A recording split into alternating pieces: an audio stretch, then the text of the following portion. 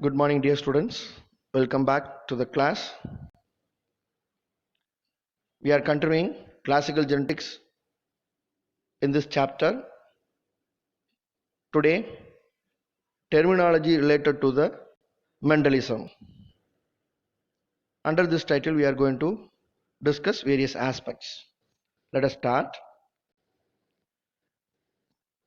Mendel noticed two different expressions of a trait. Here, keep remember trait means character. Example, tall and dwarf. Tall and dwarf are the two alternative form of plant height or stem height. Traits are expressed in different ways due to the fact that a gene can exist in two alternative forms, such as versions, for the same trait. Hence, it is called alleles. So, traits are expressed in different ways due to the fact that the gene can exist in alternate forms or versions of the same trait called alleles. If an individual has two identical alleles of a gene, hence it is called homozygous. Homo, similar, zygous, zygote. The zygote which carrying two alleles which are identical. Example, capital T, capital T. This capital T which denotes tall as a trait in Pisum sativum. An individual with different alleles. An individual with different alleles is called heterozygous. Hetero, different, zygote. So zygote which contains two different alleles, namely capital T and small t. Capital T and small t, which is called a heterozygous condition of alleles. Mendel's non-true breeding parents are called, or Mendel's non-true breeding plants are called as heterozygous. Heterozygous are often called hybrids because they carry two different alleles from different parents. Let us discuss the term homozygous and heterozygous, recessive as well as dominant. Recessive as well as dominant. Homozygous and heterozygous. These two terms which made difference in meaning. When the gene has two alleles, the dominant allele is symbolized with a capital letter. Example, capital T, which you can see. So the capital T, for example, it denotes or symbolizes the dominant character, whereas the small t, which represents as recessive character. I'm repeating. When the gene has two alleles, the dominant allele is symbolized with the capital letter, whereas the recessive allele is in small letter. When both alleles are recessive, the individual is called as homozygous recessive. Example, small t, which you can observe. Small t, which collectively called as homozygous recessive dwarf plants, that means dwarf pea plants, in which the both alleles are recessive, in which both the alleles are shows recessive state. But another form, an individual with two dominant alleles, an individual with two dominant alleles is called as homozygous dominant. The homozygous dominant will be represented by or symbolized by small t, capital T, which called tall pea plants. The homozygous means, already we knew that the individual which has two identical alleles or genes. So individual has two identical alleles or gene which is in recessive state called as small t, whereas in the dominant state it is called as capital T capital T. Sometimes an individual which possesses two different alleles, one represents the dominant allele called a capital T with another one as recessive allele called small t together, which is called as capital T small t, denotes non-true breeding tall pea plants, which denotes non-true breeding tall pea plants called heterozygous tall. This heterozygous tall carries two different alleles from the parents, also known as hybrids. Let us continue. Mendelian inheritance and Mendel's law of heredity.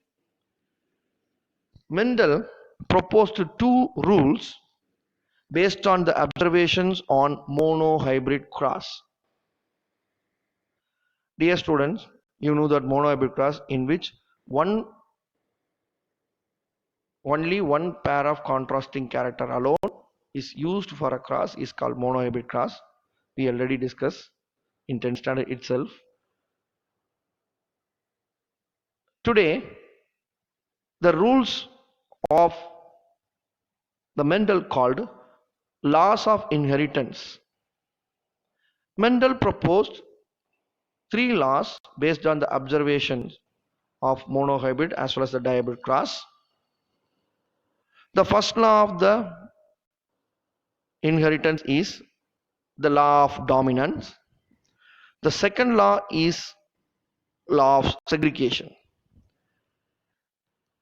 These scientific laws which play an important role in the history of evolution. Dear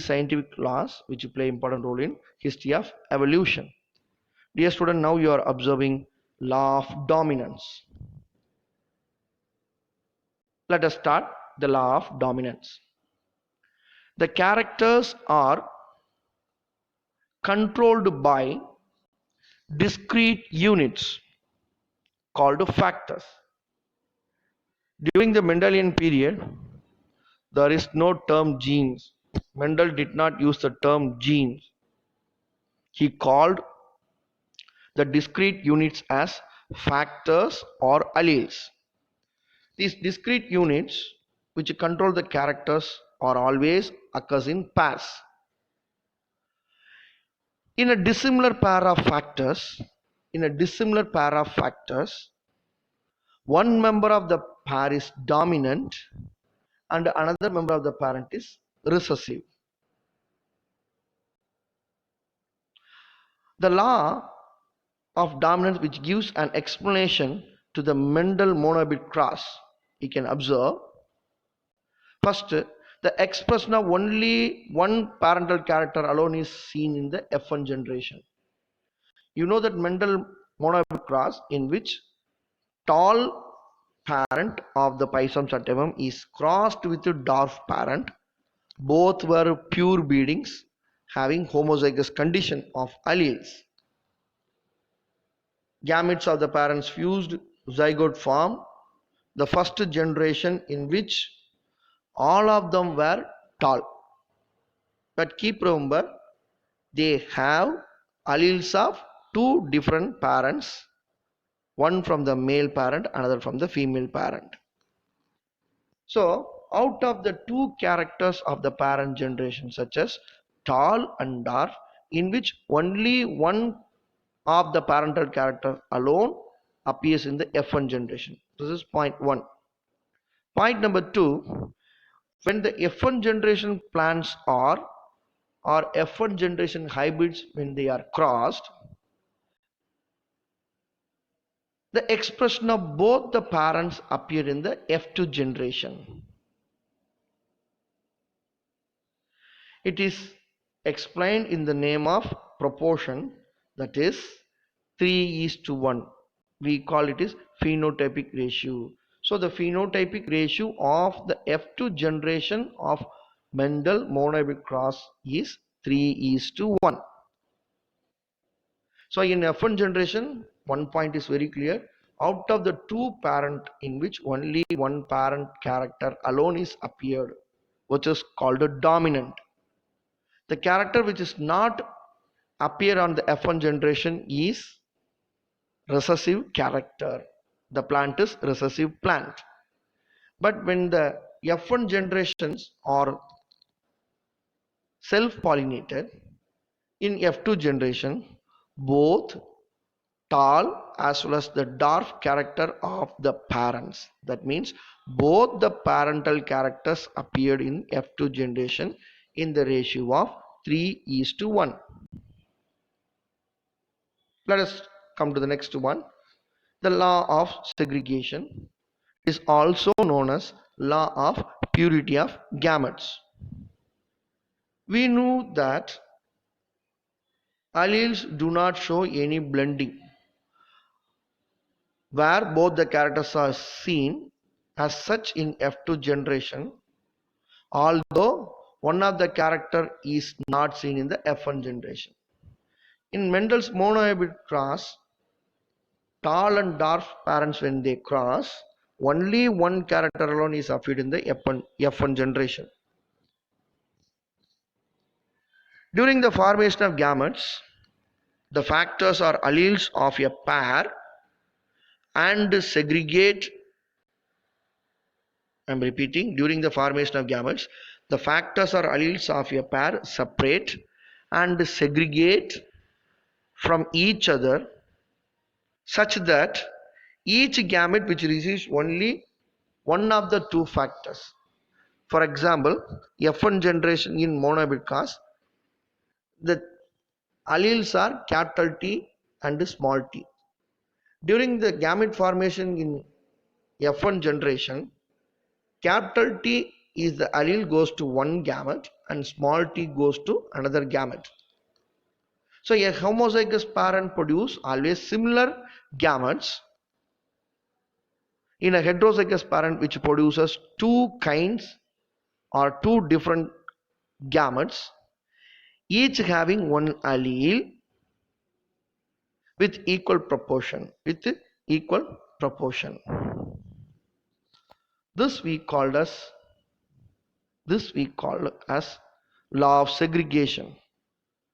Dear children, please remember, gametes never hybrid. Gametes never hybrid. In this case, alleles do not blend.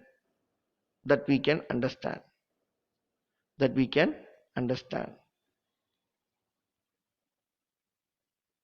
Dear students, in the continuous session, we are also going to look after how the color of the flower is changed. Let us see.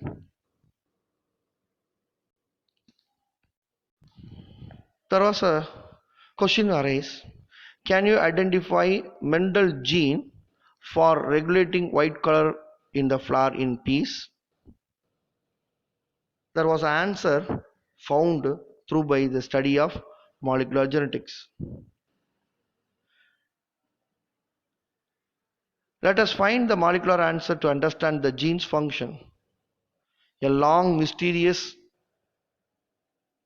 question having answer now. How it is? It is quite fascinating to trace the Mendel's genes. In 2010, the gene responsible for regulating the flower color in the peas was identified by an international team of researchers. It was named by them as P gene A. This gene, which encodes a protein that function as transcription factor which is responsible for the production of anthocyanin pigment. Anthocyanin pigment which gives purple color. So the flowers are purple in color. In pea plants, white flowers do not have anthocyanin, even though they have the gene that codes the enzyme involved in anthocyanin pigment synthesis. Researchers delivered a normal copies of gene A,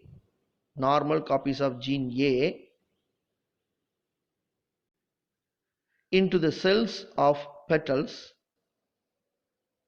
of white flowers by a gene gun method. When a gene enters into a small percentage of cells of white flowers, it expresses in those particular cells accumulated anthocyanin pigments and became purple.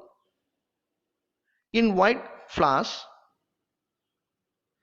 the gene A sequence showed a single nucleotide change that makes transcription factor inactive. In white flowers, the gene A sequence showed a single nucleotide change that makes the transcription factor inactive. So, a mutant form of gene A do not accumulate anthocyanin, hence the flowers are white. Dear children, many mysterious questions are resolved. We found the answer through by molecular genetics. In the next class, we will continue monobit cross in the chapter classical genetics. Thank you, children. Thank you once again.